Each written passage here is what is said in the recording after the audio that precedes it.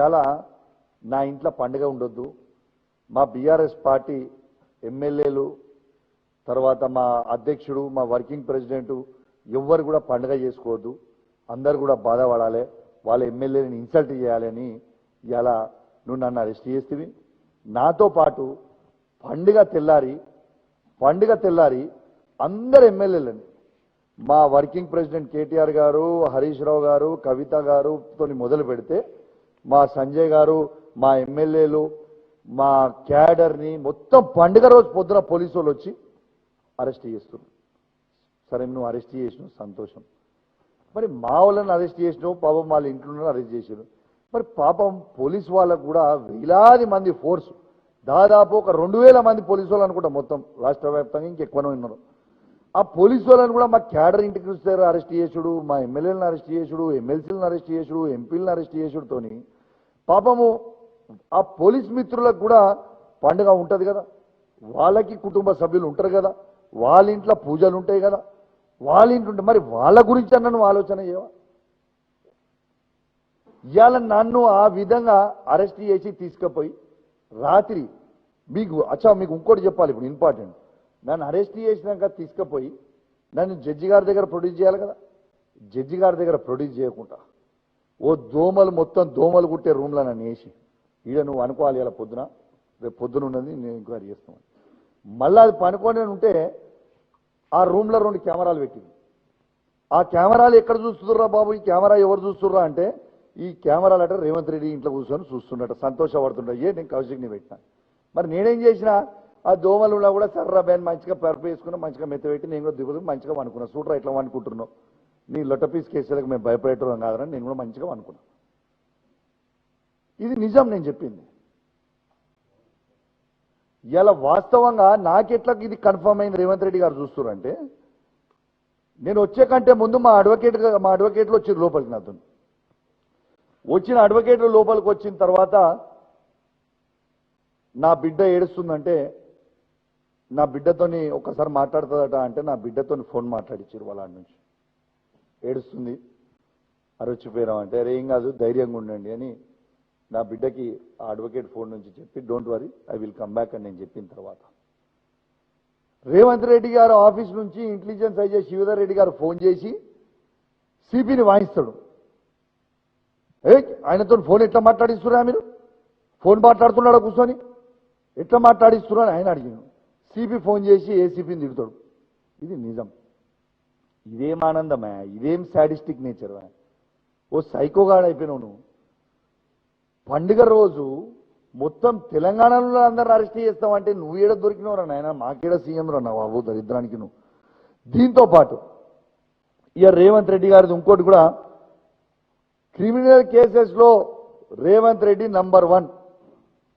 ఇది పేపర్లలో హెడ్లైన్ చూడండి మీరు. మరి ఇవాళ ఈ పీడీ యాక్టు తర్వాత ఈ ప్రోటోకాల్ వర్తించవు అంటే ఇది రేవంత్ రెడ్డి గారికే కదా ఫస్ట్ వర్తించకపోయేది. ఇది ప్రజలందరూ కూడా ఆలోచన చెయ్యాలని నేను విజ్ఞప్తి చేస్తా ఉన్నాను. ఇక దీంతో పాటు ఇంకొక లాస్ట్ వీడియో మీకు చూపిస్తా. రేవంత్ రెడ్డి గారు అసలు నువ్వు ముఖ్యమంత్రి కాకపోతే నువ్వు ఏమయ్యేది అని ఏదో టీవీ ఛానల్లో ఎవరో ప్రెస్ వాళ్ళు అడిగితే, నేను రౌడీ షీటర్ని రౌడీ అయ్యేటోని అని చెప్తుండే. ఒక్కసారి చూడు, ఒక్కసారి అలా. రేవంత్ రెడ్డి గారు నువ్వు చీఫ్ మినిస్టర్ కాదు, నువ్వు చుమ్మా మినిస్టర్వి. చుమ్మా అసలు నీకేమైనా ధమాకుందా? మమ్మల్ని అరెస్ట్ చేస్తేవి ఆడికి పోయి తీసుకపోగానే జడ్జి గారు అరే గీ కేసుకి ఎందుకు తీసుకొచ్చిరా, చల్ పోరు బయటికి, అంత బేకార్ కేసులు అన్ని పెట్టి తీసుకుపోతున్నాను. ఆడికి పోయినాక ఎన్ని అబద్ధాలంటే, నన్ను కలెక్టర్ గారు పిలిచి ఇన్విటేషన్తో నేను పోయిన తర్వాత నా మీద కంప్లైంట్ ఎవరితో ఇప్పిస్తారు? ఆర్డీఓతోని, కరీంనగర్ ఆర్డీఓతోని నా మీద పిటిషన్ ఇప్పిస్తారు. నేను ఛాలెంజ్ కడుతున్నా, అసలు కరీంనగర్ ఆర్డీఓ గారు ఎట్లుంటారో కూడా నాకు తెలియదు. నా జీవితంలో నేను ఆర్డీఓ గారితో నేను మాట్లాడలే. ఆ ఆర్డీఓ గారు అంట నేను వాళ్ళను ఆయన డ్యూటీస్ని అబ్స్ట్రక్ట్ చేసిన అని చెప్పి నా మీద కంప్లైంట్ ఇచ్చాడు.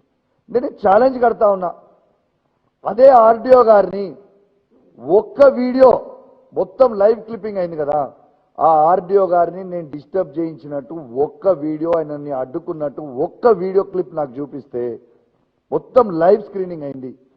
ఆర్డీఓ ఒక దిక్కుంటాడు, మేము ఒక దిక్కుంటాం. అసలు ఒక్క వీడియో క్లిప్ చూపించినా నేను నా ఎమ్మెల్యే పదవికి రాజీనామా చేస్తా. తర్వాత నేను ఏ ఒక్క తప్పు చేసినా నన్ను ఉరిదీయండి, చావడానికైనా రెడీగా ఉన్నా మా తెలంగాణ ప్రజల కోసం, తెలంగాణ రైతుల కోసం. కానీ అన్యాయంగా కేసులు పెట్టి ఉట్టిగా లోపల నూకి ఇబ్బంది పెడదామని అనుకుంటే, కౌశిక్ రెడ్డి మాట్లాడాడు భయపడి అని నువ్వు అనుకుంటే, మిస్టర్ రేవంత్ రెడ్డి గుర్తుపెట్టుకో, దిస్ ఇస్ కౌశిక్ రెడ్డి. అందరికంటే మంచిగా నీకు తెలుసు నా సంగతి. నువ్వు ఎంత ఎక్కువ చేస్తే ఇంకా అంత ఎక్కువ నేను చేస్తా తప్పితే నీకు భయపడే ప్రసక్తే ఉండదు. ఇది కేసీఆర్ గారు ట్రైనింగ్ ఇచ్చిన బిడ్డరా కౌశిక్ రెడ్డి అంటే రేవంత్ రెడ్డి, గుర్తుపెట్టుకో. భయపడే రక్తం కాదు మాది, ప్రశ్నిస్తాం. నువ్వు ఇచ్చే 6 గ్యారెంటీలు ఇచ్చే వరకు నిన్ను అడుగుతూనే ఉంటాం, నిన్ను కడుగుతూనే ఉంటాం. నీవు ఏం చేసినా, నువ్వు ఎన్ని చేసినా నిన్ను ఇష్టపెట్టాం. ఒకరోజు కేటీఆర్ గారి మీద కేసు అంటాడు, ఒకరోజు అరే ఒక వీడియో మిస్ అయింది బాస్, ఒక్కరోజేమో కేటీఆర్ గారి మీద కేసు అంటాడు, ఒకరోజు హరీష్ రావు గారి మీద కేసు అంటాడు, ఒకరోజు కౌశిక్ రెడ్డి గారికి కేసు అంటాడు, ఒకరోజు సంజయ్ గారి మీద కేసు అంటారు, ఒకరోజు మా బీఆర్ఎస్ పార్టీ కార్యకర్తల మీద కేసు అంటాడు. రెండోది వీళ్ళు పదే పదే అంటున్నారు భయ్ దాడి చేసిండు కౌశిక్ రెడ్డి. అసలు దాడి చేస్తుంది మేమా, దాడి చేస్తుంది కాంగ్రెస్ వాళ్ళ? ఫస్ట్ గాంధీతోని నువ్వు ఎందుకు టీఆర్ఎస్ పార్టీ నుంచి చేరినావు అంటే నా ఇంటిపై దాడి చేయించారు. తర్వాత వరద బాధితులకి హరీష్ రావు గారు నాయకత్వంలో హరీష్ రావు గారు, జగదీష్ రెడ్డి గారు, సబితా ఇంద్రారెడ్డి గారు, నేను, మళ్ళా తర్వాత మాజీ మంత్రి పువ్వాడ అజయ్ గారు, శాసనసభ్యులు సంజయ్ గారు అందరం కలిసి ఖమ్మంకి పోయినాం. ఖమ్మంకి పోతే వరద బాధితులకి సాయం చేయకపోతే హరీష్ రావు గారితో పాటు మా అందరినీ రేవంత్ రెడ్డి గారు అక్కడ మర్డర్ చేయించేందుకే ప్రయత్నం చేసిండు. ఇంతింత గన్నెట్ రాళ్లతో ఎత్తేయించిండు. దాడి చేసింది వాళ్ళ మేమా? మా కేటీఆర్ గారు మేము హైదరాబాద్లో ఒక ప్రోగ్రాం పోయి వస్తుంటే ఒక కాంగ్రెస్ పార్టీ గుండాలను ఒక 50 మందిని పెట్టి కేటీఆర్ గారి కారు మీద ఎక్కి దుంకిచ్చి మమ్మల్ని అటాక్ చేయించి చంపించే ప్రయత్నం ఆ రోజు చేసిండ్రు. ఆ కారులో ఎవరున్నారు? నేనున్నా, కేటీఆర్ గారు ఉన్నారు, గోపీనాథ్ గారు ఉన్నారు, మాజీ మంత్రులు శ్రీనివాస్ యాదవ్ గారు ఉన్నారు, ఇలా ముఠ గోపాల్ గారు ఉన్నారు. వీళ్ళందరి మీద దాడి చేయించి హత్య చేయించే ప్రయత్నం చేసింది ఇదే రేవంత్ రెడ్డి గారు కాదా?